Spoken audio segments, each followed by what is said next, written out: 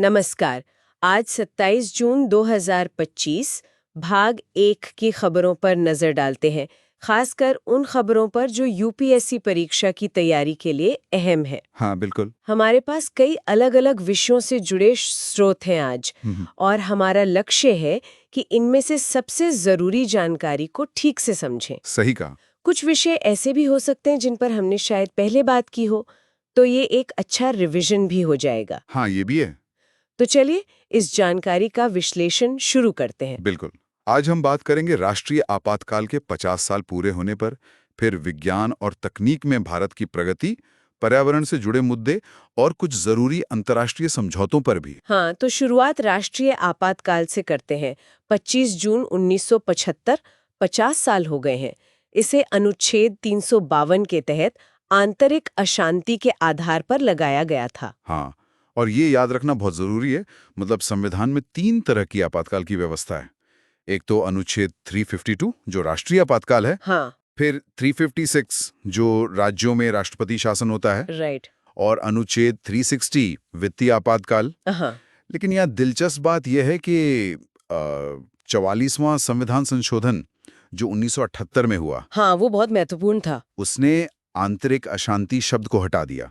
उसकी जगह सशस्त्र विद्रोह शब्द डाल दिया। अच्छा, तो मतलब अब सिर्फ आंतरिक अशांति के नाम पर राष्ट्रीय आपातकाल नहीं लग सकता। नहीं, बिल्कुल नहीं। सशस्त्र विद्रोह होना जरूरी है। और इसी 44वें संशोधन ने एक और बहुत अहम चीज की।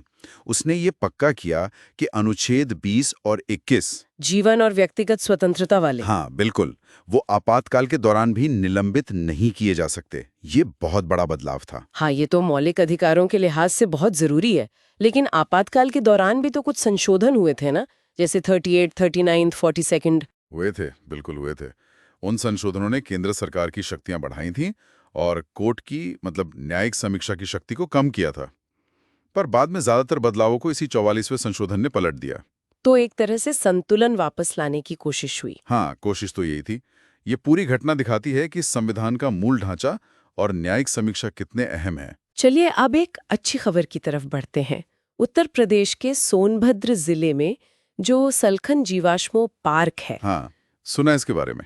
उसे यूनेस्को की विश्व धरोहर स्थलों की संभावित सूची मतलब टेंटेटिव लिस्ट में शामिल किया गया है। अरे वाह, ये तो बहुत बड़ी बात है।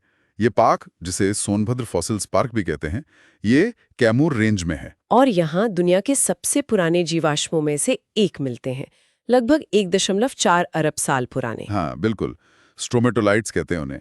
ये असल में साइनोबैक्टीरिया मतलब नीले हरे शैवाल ने बनाए थे, और ये सबूत हैं पृथ्वी के ग्रेट ऑक्सीडेशन इवेंट के। ग्रेट ऑक्सीडेशन इवेंट, हाँ, मतलब जब पृथ्वी के वायुमंडल में ऑक्सीजन की मात्रा बढ़नी शुरू हुई थी। एग्जैक्टली। और ये प्री कैम्ब्रियन युग के जीवाश्म रिकॉर्ड में एक बहुत बड़ा गैप भरते हैं। आप सोचिए, पृथ्वी के इतिहास का लगभग 85% हिस्सा इसी युग का है, पर विश्व धरोहर सूची में इसका प्रतिनिधित्व बहुत कम है। तो ये लिस्टिंग बहुत मायने रखती है। बहुत ज्यादा। अच्छा, अब आते हैं विज्ञान और तकनीक पर।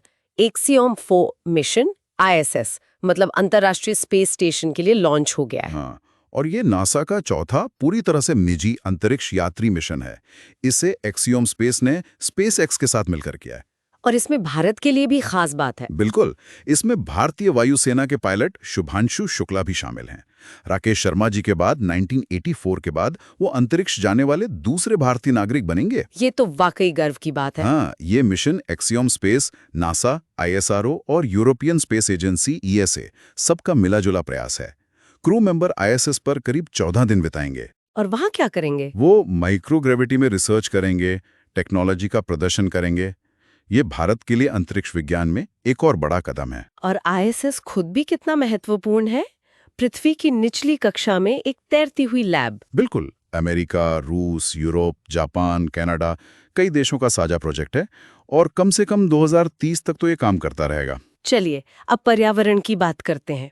पेरिस समझौते के अनुच्छेद 9.1 के तहत जलवायु वित्त यानी क्लाइमेट फाइनेंस पर फिर से चर्चा हो रही है। हाँ, ये एक लगातार चलने वाला मुद्दा है। भारत जैसे विकासशील देश इस पर जोर दे रहे हैं।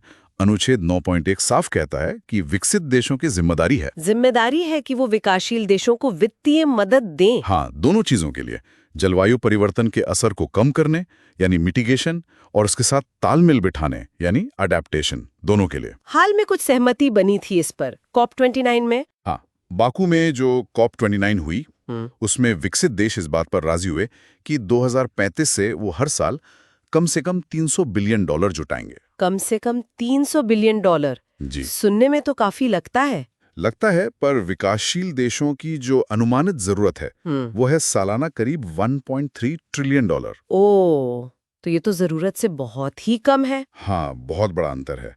तो ये मुद्दा आगे भी बातचीत का एक अहम केंद्र बना रहेगा, इसमें कोई शक नहीं। ठीक है। अब एक और विषय, संसदीय समितियां। हाल ही में लोकसभा अध्यक्ष ने इनके महत्व पर जोर दिया, उन्हें सरकार के लिए सहायक और सुधारात्मक बताया। हाँ, ये समितियां बहुत जरूरी हैं। ये असल में सांसदों के छोटे समूह होते हैं, पैनल होते हैं। इनका काम क्या होता है मुख्य रूप से? इनका मुख्य काम है सरकार के कामकाज की बारीकी से जांच करना, विधेयकों का अध्ययन करना। ये कार्यपालिका की संसद के प्रति जवाबदेही सुनिश्चित करती हैं। ये कितने तरह की होती हैं? मोटे तौर पर 2 तरह की। एक स्थायी समितियां, जैसे वित्तीय समितियां हैं, या विभाग संबंधित स्थायी समितियां DRSCs। और दूसरी होती हैं तदर्थ समितियां, जो किसी खास काम के लिए बनती हैं, जैसे किसी बिल की जांच के लिए सेलेक्ट या जॉइंट कमेटी। ये तो लोकतंत्र के लिए बहुत फायदेमंद लगती हैं। जवाबदेही, बेहतर कानून है भी। ये प्रभावी शासन में मदद करती हैं, विधायी काम को बेहतर बनाती हैं और पार्टियों के बीच आम सहमति बनाने में भी भूमिका निभाती हैं। लेकिन इनके साथ कुछ दिक्कतें भी तो है शायद। हाँ, कुछ चुनौतियां हैं, जैसे सदस्यों का कार्यकाल अक्सर छोटा होता है, कभी-कभी बैठकों में उपस्थिति कम रहती है, और एक बड़ी चिंता यह है कि आजकल कम विधेयकों को समितियों के पास भेजा जा रहा है। अच्छा, और संसाधनों की कमी? हाँ, वेंकटचलैया आयोग ने 2000 में इसका जिक्र किया था।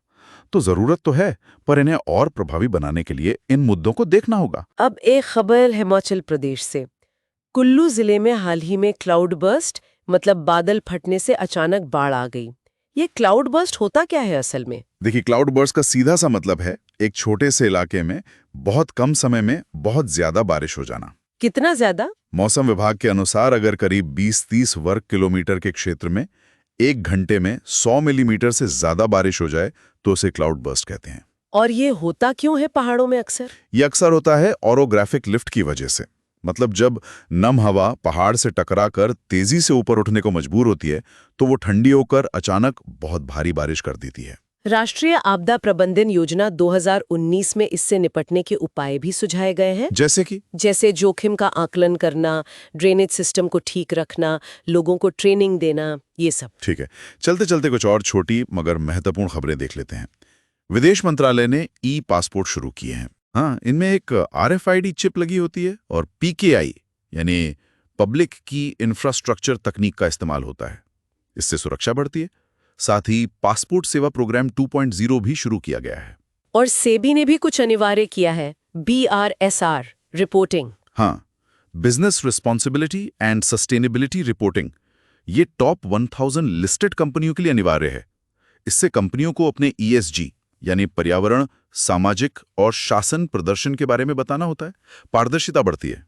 एक और तकनीक का नाम आ रहा है एनहांस्ड रॉक वेदरिंग, ERW। ये जलवायु परिवर्तन से कैसे जुड़ा है? ये एक दिलचस्प तरीका है कार्बन हटाने का। इसमें पिसी हुई चट्टानों, खासकर बेसाल्ट जैसी, को खेतों में फैलाया जाता है। ये हवा से कार्बन डाइऑक्साइड सोखने की जो प्राकृतिक प्रक्रिया है उसे तेज कर देता है। अच्छा। और आखिर में नेटो के सदस्य देशों ने एक बड़ा फैसला लिया है। वो 2035 तक अपने रक्षा खर्च को बढ़ाकर GDP के 5% तक ले जाने पर सहमत हुए हैं। 5%? ये तो काफी बड़ा लक्ष्य है। हाँ, ये मौजूदा हालात को देखते हुए एक महत्वपूर्ण डेवलपमेंट है। तो ये थी आज की कुछ प्रमुख खबरें और उनका विश्लेषण, खासकर UPSC की तैयारी के नजरिए से। हमने आपातकाल की संवैधानिक बारीकियों से लेकर सलखन पार्क के भूवैज्ञानिक महत्व, अंतरिक्ष में भारत के बढ़ते कदम, जलवायु वित्त जैसे जटिल मुद्दों और संसदीय समितियों की भूमिका तक कई विषयों पर बात की। हाँ, और आज की चर्चा से एक सवाल या कहीं एक विचार मन में आता है। जैसे जैसे एक्सियम स्पेस जैसी निजी कंपनियां अंतरिक्ष खोज में आगे आ रही हैं और बड़ी भूमिका निभा रही हैं, तो भारत की अपनी जो अंतरिक्ष महत्वाकांक्षाएं हैं और जो वैश्विक सहयोग है, उस पर इसका क्या और कैसा असर पड़ेगा? ये सोचने वाली बात है। भविष्य में प्राइवेट सेक्टर का रोल कितना बढ़ेगा अंतरिक्ष में। बिल्कुल। उम्मीद है कि ये सारी जानकारी हमारे सुनने वालों के लिए उपयोगी रही होगी। अगर आपको ये चर्चा पसंद आई तो कृपया लाइक और सब्सक्राइब करें। हाँ, जरूर। हम जल्द ही अगले भाग के साथ वापस आएंगे। धन्यवाद। धन्यवाद।